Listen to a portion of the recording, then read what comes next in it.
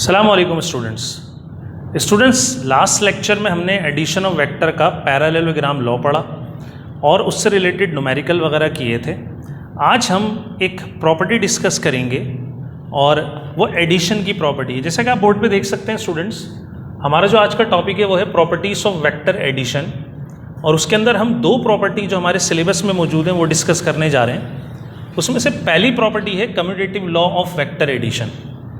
अब ये commutative law क्या होता है, पहले आप ये समझ लीजिए। दरअसल कम्यूटेटिव लॉ स्टूडेंट्स, अगर आप नंबर से इसको समझना चाहें तो अगर मैं 2 × 3 करूं या 3 × 2 करूं तो रिजल्ट क्या आएगा, इक्वल आएगा। या अगर मैं 5 + 2 करूं या 2 + 5 कर दूं तो भी क्या आएगा, रिजल्ट सेम आएगा। अगर इन दोनों एग्जाम्पल में देखें, जो नंबर्स की एग्जाम्पल हैं, इन दोनों एग्जाम्पल में देखें तो मैंने किया क्या है, मैंने मल्टीप्लिकेशन में ऑर्डर को चेंज किया है। मतलब पहले 2 × 3 करा या 3 × 2 करा। इसी तरह एडिशन में भी मैंने ऑर्डर को चेंज किया है, 5 + 2 या 2 + 5। और हम जानते हैं नंबर में कि इनका रिजल्ट चेंज नहीं होगा। बिल्कुल इसी तरह क्या ये प्रॉपर्टी वेक्टर में भी होगी। अब जो हम पढ़ने जा रहे हैं वो कौन सी प्रॉपर्टी है, वो जस्ट बिलोंग करती है एडिशन से, मल्टीप्लिकेशन अभी डिस्कस नहीं कर रहे। क्या आप सोचें कि वेक्टर में भी ऐसा होगा कि अगर दो वेक्टर हों ए और बी, और उन दोनों को ऐड किया जाए, ए को बी में या बी को ए में, तो ऑर्डर चेंज करने से कोई एडिशन पे फर्क नहीं पड़ता। मतलब जो एडिशन है वो इर्रिस्पेक्टिव ऑफ ऑर्डर होता है, रिजल्ट सेम आएगा। यही हमारा लॉ है और हम इसको प्रूफ करेंगे, और ऐसा होता है। और अगर मैं इसको मैथमेटिकली लिखना चाहूँ स्टूडेंट्स, तो लॉ कुछ इस तरह होगा। अगर दो वेक्टर हैं और उन दोनों को ऐड किया जा रहा है a + b, एक वे ये हो सकता है, और दूसरा तरीका ये हो सकता है कि b + a किया जाए। तो इस लॉ के according, commutative law of vector addition के अकॉर्डिंग, ऑर्डर चेंज करने से रिजल्ट में कोई चेंज नहीं आएगा। और यही बात हमने क्या करनी है, प्रूफ करनी है। तो स्टूडेंट्स, प्रूफ की तरफ चलते हैं और इसको प्रूफ करते हैं। तो प्रूफ करने से पहले आप ये देखिए कि हमारे पास जो नेसेसरी रिक्वायरमेंट है वो क्या है, कि इस लॉ के अंदर दो वेक्टर आते हैं, तो हमें कम से कम दो वेक्टर कंसीडर करना पड़ेंगे। और दो वेक्टर में कैसे कंसीडर करूंगा, जो हमारा लास्ट टॉपिक था, वो टॉपिक क्या था, वो टॉपिक था पैरेललोग्राम लॉ। तो जैसे पैरेललोग्राम में दो वेक्टर हम लेते हैं, इसी तरह हम दो वेक्टर ड्रॉ कर लेंगे बोर्ड पर।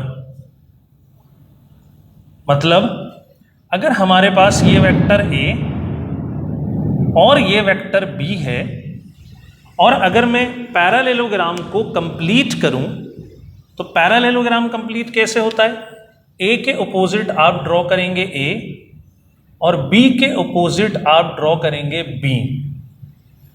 तो स्टूडेंट्स, ये आपका पैरेललोग्राम क्या हो जाएगा, कंप्लीट हो जाएगा। ठीक, और अपोजिट साइड्स पैरेलल ही होनी चाहिए।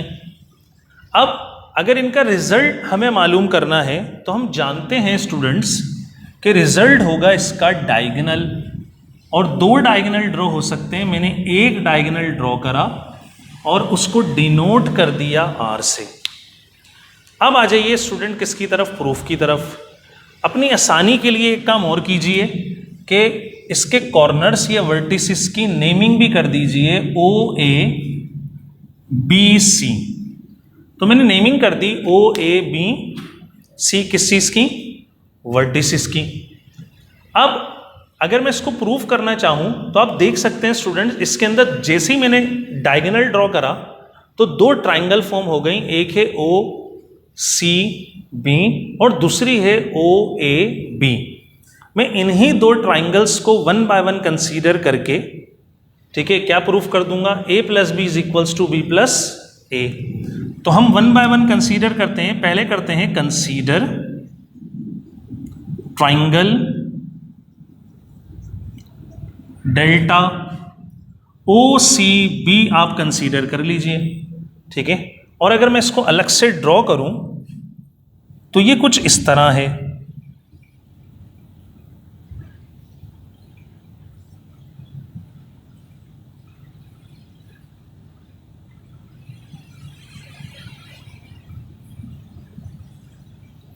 ये वेक्टर ए है स्टूडेंट्स आपके पास, ये वेक्टर बी है और ये वेक्टर आर है। अब अगर आपसे ये पूछा जाए, ये एक ट्राइंगल है, इस ट्राइंगल में 3 वेक्टर मौजूद हैं और हम जानते हैं कि अगर ट्राइंगल में 3 वेक्टर मौजूद हों तो वहाँ पर आप हेड टू टेल रूल या ट्राइंगुलर लॉ अप्लाई कर सकते हैं। मतलब कि अगर आप इस ट्राइंगल को गौर से देखें तो ए बी और आर में कोई एक वेक्टर बाकी 2 का रिजल्ट होगा। मतलब अगर आप 2 वेक्टर को ऐड करेंगे तो आपके पास 3rd वेक्टर बनेगा। अब हमें कैसे पता लगे कि कौन सा वेक्टर रिजल्टेंट है इन तीनों में? तो इसकी आइडेंटिफिकेशन बहुत आसान सी होती है स्टूडेंट्स डायग्राम में। वो क्या होती है, आप इन तीनों वेक्टर में वो वेक्टर ढूंढें जिसकी टेल टू टेल ज्वाइन हो रही हो और हेड टू हेड ज्वाइन हो रहा हो। तो मैं यहाँ आपको दिखाता हूँ, जैसे अगर मैं वेक्टर ओ सी या ए कंसीडर करूँ तो इसके यहाँ पर टेल टू टेल तो ज्वाइन हो रहा है लेकिन हेड टू हेड नहीं है, हेड टू टेल है, तो ये हमारा रिजल्ट नहीं है। इसी तरह अगर ओ बी को देखूँ तो ओ बी सी बी या वेक्टर बी, इसके यहाँ पर हेड टू टेल है, यहाँ हेड टू हेड है, तो इसके भी टेल टू टेल और हेड टू हेड ज्वाइन नहीं हो रहा। इसी तरह अगर मैं 3rd वेक्टर देखूं ओ बी या वेक्टर आर, तो इसमें आप देख सकते हैं इसके ओ पर टेल टू टेल ज्वाइन हो रहा है और बी पर हेड टू हेड ज्वाइन हो रहा है। तो मतलब ये आर रिजल्ट है किस किस का, ए का और बी का। तो मैं लिख सकता हूं इस ट्राइंगल के लिए कि ओ बी दरअसल रिजल्ट है ओ सी प्लस सी बी का। और अगर मैं वैल्यूज पुट करूं तो ओ बी मैंने डिनोट किया है आर से, तो ये आर हो गया। ओ सी डिनोट किया है ए से, प्लस सी बी डिनोट किया है किससे, बी से। ये आपके पास इक्वेशन नंबर 1, या आप बोल सकते हैं, गौर कीजिए, जो प्रूफ करना है उसकी लेफ्ट हैंड साइड आपने फॉर्म कर ली। कैसे फॉर्म की? जो आपके पास पैरालेलोग्राम था उसकी हाफ ट्राइंगल आपने कंसीडर कर ली। इसी तरह अगर रिमेनिंग हाफ लें तो यहां पर right hand side B plus A B आपके पास आ जाएगा। कैसे? बिल्कुल इसी तरह स्टूडेंट्स कंसीडर करते हैं हम, consider triangle delta O A B. ये अपर वाला पोर्शन अगर मैं इसको ड्रॉ करूं सेपरेटली तो कुछ ऐसे है। ये आपके पास आर, ये बी और ये ए है। और अगर आप नेमिंग करेंगे तो ओ ए और बी इसकी नेमिंग हो जाएगी। अब दोबारा से अगर आपसे ये पूछा जाए कि इस ट्राइंगल में वो कौन सा एक वेक्टर है जो बाकी 2 का रिजल्ट है, तो वैसे ही आप देखें वो वेक्टर जिसकी टेल टू टेल और हेड टू हेड ज्वाइन हो रही है वो रिजल्ट है।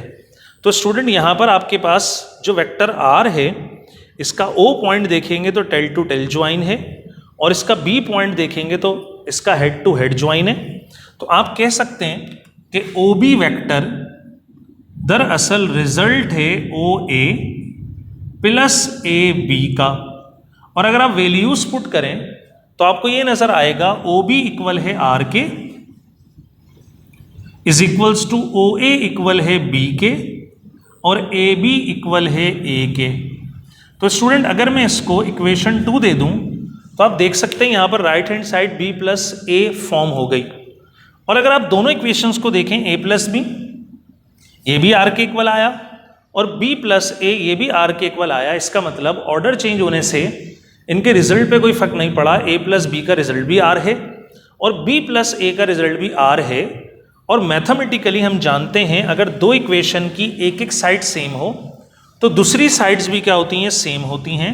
तो हम स्टूडेंट्स कंपेयर करेंगे, कंपेयर इक्वेशंस 1 एंड 2, तो हमारे पास जो फाइनल रिजल्ट आएगा वो क्या आएगा, वो रिजल्ट स्टूडेंट आएगा अगर कंपेयर किया जाए तो लेफ्ट के इक्वल है तो राइट किसके इक्वल होंगी, राइट साइड्स के इक्वल होंगी।